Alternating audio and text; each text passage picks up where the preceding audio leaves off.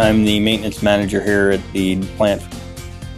Our biggest selling cookie, that's where the white coating that this Mouvex pump is used for, we utilize that for putting a topping on the cookie. The white coating is kind of unique. It's got a very crystalline structure. We've traditionally had lobed pumps trying to move this material before. The first lobe pump had a water flush seal on it, which worked very well, but we wasted a lot of water.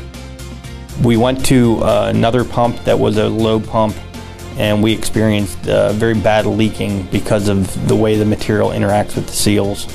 As far as the Mouvex pump, I knew there was no seals in it, especially no rotary seals around the shaft where the white coating could ooze its way out and cause us a problem. That was a definite must and really turned us on to this design in the pump. Since we put the pump in, we've experienced no issues with it whatsoever. No leaking, no downtime, nothing. It's been a dream, honestly. This pump design got rid of many headaches, and we don't deal with anything now. This thing just sits there and runs, and that's exactly what we were looking for.